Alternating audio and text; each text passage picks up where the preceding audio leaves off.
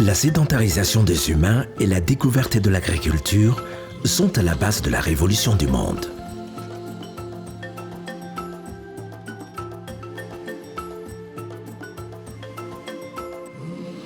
Depuis lors, la Terre a subi des transformations considérables qui ont occasionné les effets de changement climatique, avec un effet très négatif pour l'agriculture familiale de subsistance. Le changement climatique est de plus en plus évident et inquiétant.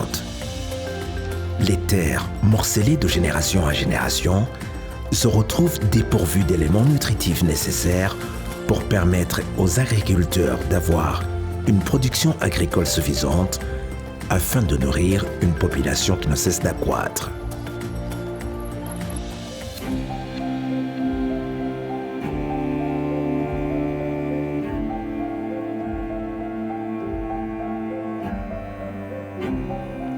Pour améliorer les moyens de subsistance des ménages ruraux les plus vulnérables, la Croix-Rouge du Burundi, en partenariat avec la Croix-Rouge espagnole, a mis en place un projet financé par l'Union européenne. Pour ce faire, on est en train de renforcer les capacités d'organisation et production avec des pratiques agricoles améliorées, comme le système de riziculture intensive ou l'accès aux engrais naturels. Kuronka umwavu cari kibazo kidasanzwe, ikibazo kiremereye cyane. Umuryango wa Croix-Rouge waraje urabona ubukene dufise, baca baratubwira ko ico tubafasha ati icambere inge tubaronsa umwavu kugira ngo mushobore kuba mwokwimbura neza. Baraduha ifumbire y'ubwa mbere ku bantu 92. Baravuga bati iyi fumbire nabwo twibahaye singabire tugabiye umuntu niko twipfuza ko wokwama ari umutayi wamaho ugenda ugaruka kugira ngo umurimyi yama ariko ararima ataco yinona azi yuko ifumbire yamihari. Iyi fumbire rero muriko murabona ngaho rero ni igice kigira gatatu ku mutayi wuje wuziriye abantu bangana 100, kandi bariko bayitwongera kubera bariko barabona yuko umutayi wa mbere baduhaye ko bakiwubona babona kuriho. Mugabo urumva ko turaca fise umutayi muto uko dufise abantu bangana 400, ko turizera neza ko bitagoranye ko tuzogenda turaduga buhoro. Civyo turifuza ko bose boshobora kuronka umutayi w'ifumbire bashobora gukoresha mumwe wese agafumbira atangora. L'efficacité et la durabilité de cette action dépendent de l'approche utilisée. En effet, il y a eu l'encadrement de 3 groupements pré-coopératifs dans les communes Mabanda et Makamba de la province Makamba dans l'optique d'un développement local inclusif. Urupema mu kuyishinga urumva n'abantu bajya hamwe, hanyuma hano bagiye hamwe bakashinga imigambi, hano bashinze imigambi bagakora, hano bakoze rero hariho nk'abantu baje kubashigikira babonye hariho ukuntu boshobora kubafasha bakabashigikira bakabafata mu mugongo, hanyuma iyo urupema ikabona gutera imbere. Mugira tuje hamwe kuba twadusanzwe turimira ngaha mu mwonga, twararavye ingene ko kwiteza imbere, tuja hamwe tugira agashira hamwe, ho gashira hamwe nako kamaze kwisununura turonka abagira neza. Croix-Rouge idufata mu mugongo, ica rero iduteza imbere, twereka byose inyigisho mu kuza kutugazurira imyonga byinshi. N'ihangara hanini yo bayubatse, ryo hangare ryugururiwe bose bakimburiramwe umwimbu bakabitsa akongera bagakuramo. Des ménages modèles ont été identifiés pour pérenniser les acquis du projet. Ces mêmes ménages constituent le socle du développement des ménages voisins. Entre autres, l'action prévoit une chaîne de solidarité bovine entre les membres du groupement pré-coopératif pour en avoir du lait et de la fumure sur les collines. Izi nka zaje ku mugambi w'abadufata ku mugongo Croix-Rouge ku buryo bwo guteza imbere uwo mwonga urahepfo kugira turonka amase hama n'imivyaro ijiraduka ku misozi.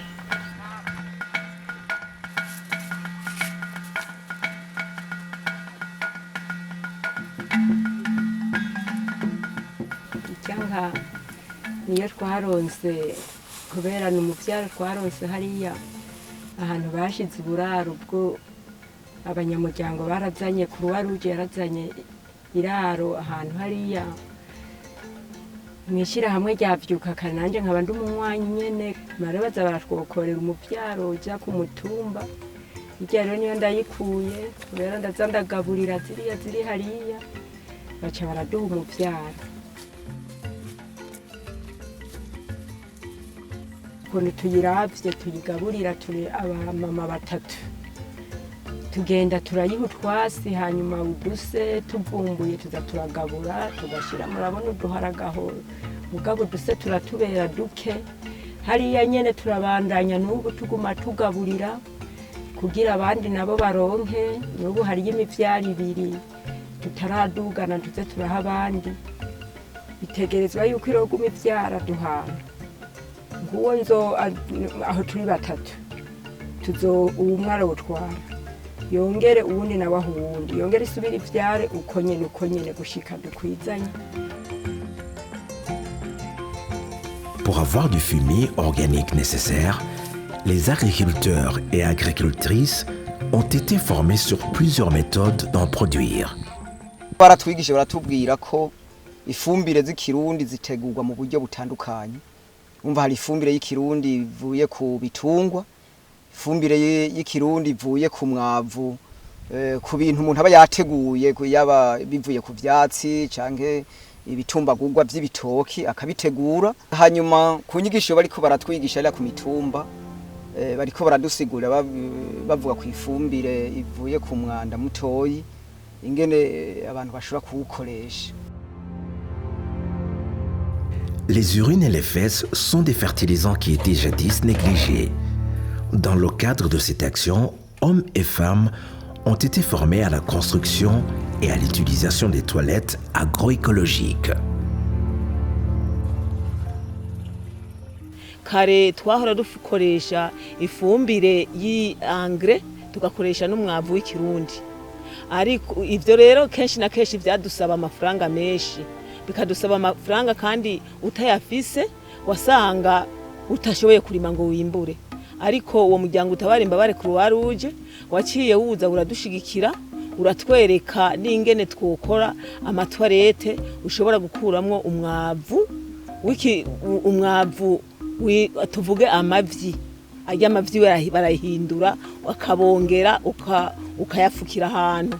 Hanyuma hariho n'ukuntu baciye bakora iyo twarete mwayibonye isohora ikaba ku muringoti igasohora amasobe yagaca yagenda mw'ibido. Ibido rero uca usanga iyo yuzuye nko cyane cyane yuzuye uca uyabika ahantu ikamara nk'amayinga 3 imaze amayinga 3 uca utangura kuyikoresha.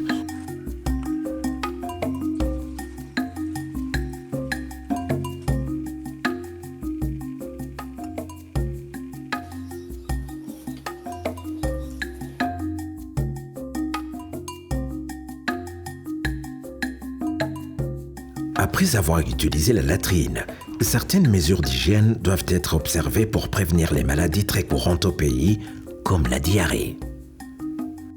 Pour cela, une sensibilisation a été menée au sein des ménages avec l'installation d'un système de lavage des mains honyorokarabe. Nakantu nyene uhonyora kugaca ukaraba iyo uvuye mu itwarete hanyuma rero ugaca ukaraba n'agasabuni. Urumva nko mu itwarete hari naho uba wakoresheje ibibabi, hari naho rero urumva wayamyanduyizana ku maboko gacushika kuri kakandi honyora ukaraba urumva ntiwiri gurakoresha n'amaboko ucuhonyora ko hanyuma ugaca utega amaboko wamwanda ugaca uja hasi. Chaque ménage a chez soi de l'eau, soit dans des bidons ou des marmites. Les plus nantis ont même des robinets et croient qu'ils ne doivent pas faire attention à l'hygiène. Egome abo bose barafise bafise amazi yo gukaraba n'agasabuni ndetse kaba kahari ariko kimwe gusa mbere ku muntu abafise akadobo cyangwa inkono akoresheje n'igikombe uvuye muri wese muri kakazu kasuguma uhitanye cya gikombe uradasha amazi urakaravye wibuke ko mu kugisubizayo wongera ugakoresha intoki urumva ntiwagihanaguye mu kugisubiza wa mwanda ucongera ukagusubirako kw'irobine naho ushitse kw'ibombo ariko akantu hejuru ubanza gukorako ukugurura kugira ngo amazi aze ego murakaravye mugabo kandi mukongera kugara wongera gukorako kuri ka kandi nyene wakoze ku bwa mbere kuko wa mwanda uracyariko nturavako uca wongera ukandura kuko ubucafu buguma ko bwa bundi nyene icyo twabonye rero cyiza ni ikicu cyahunyura ukarabe kuko hunyura ukarabe uvuye mu kazu ka sugumwe uragahunyurako amazi akaza kuko ntugakorako ukora ku isabune ugakaraba ya myanda yose igahera n'isabune umwanda uravako hanyuma ukayitereka hahandi ugaca wongera ugakaraba neza ukayikura mu ntoki dusubira gukorako uca upfa aho wigiye umwanda umuhetse.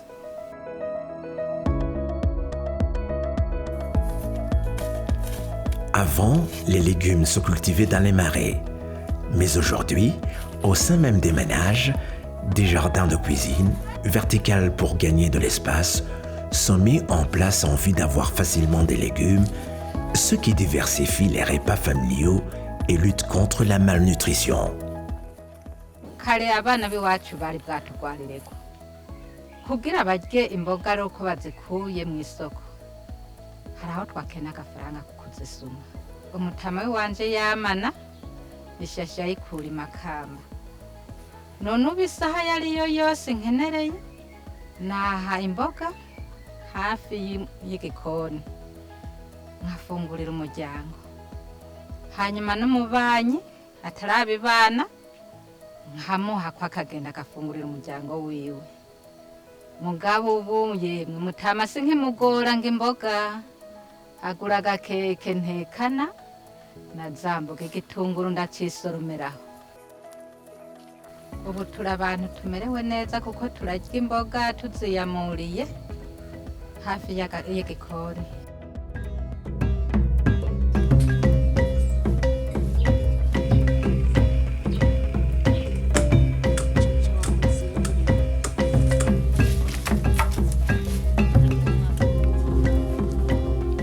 Les ménages qui n'ont pas de jardin de cuisine ont l'engouement d'en avoir un chez eux.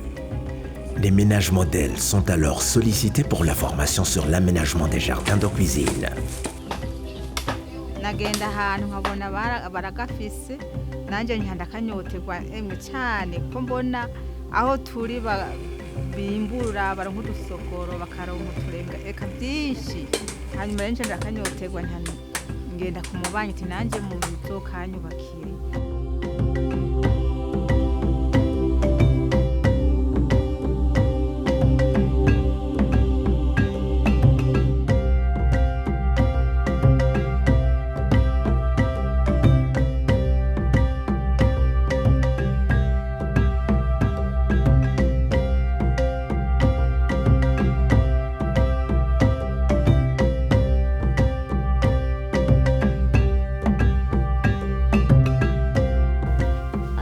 ko birubakwa si iwanje mugabo nuwansabye yabonye ko bimfitiye akamaro iwanje biramunezera cyangwa nsaba ati ngo nanjye uze kubinyigisha nibyo ndiko ndakora rero izi saha.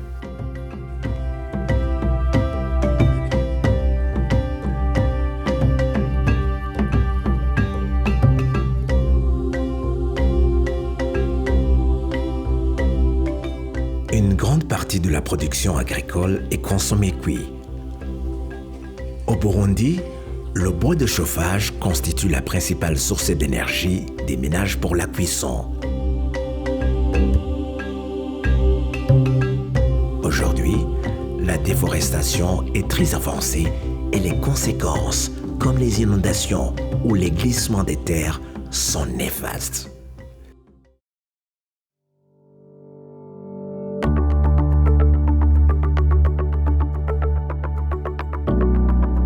La construction des foyers améliorés constitue un des moyens pour diminuer ce phénomène de déforestation. Kare twamera mu ishyamba kurondera inkwi iyo tutazibona umuntu akaza n'umuganda w'inkwi tukazicana rimwe bikaba biheze. Amashiga ya kera n'ukuri ahubwo twari twararushe n'amashyamba ntiyari yakibaho twari twarayamaze. Urumva amashiga ya kera waracana umucanga ukajya hirya no hino. Urabona amashiga 3 mu mwanya umucanga urasohoka, mu wundi mwanya ugasohoka, mu wundi mwanya ugasohoka. Ariko ayo mashiga kandi nk'izaca ziba nyinshi cyane z'umurengera, kandi umuriro waca uduga hejuru ukajya hirya no hino.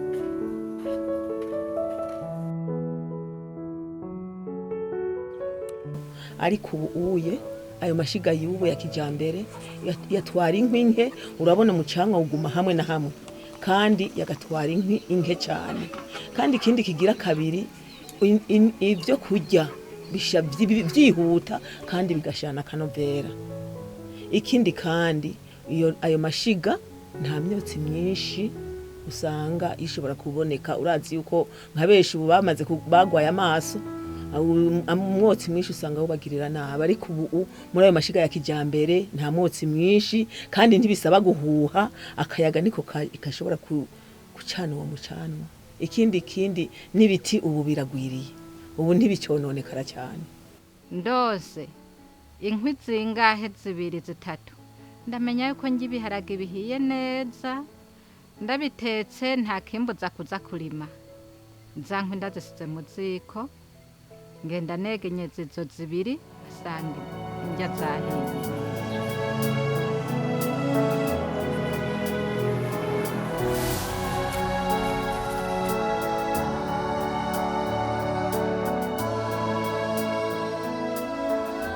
L'action mise en place offre une solution adaptée, essentielle au développement vital des hommes et des femmes, des familles qui voient leur faim et leur pauvreté réduite.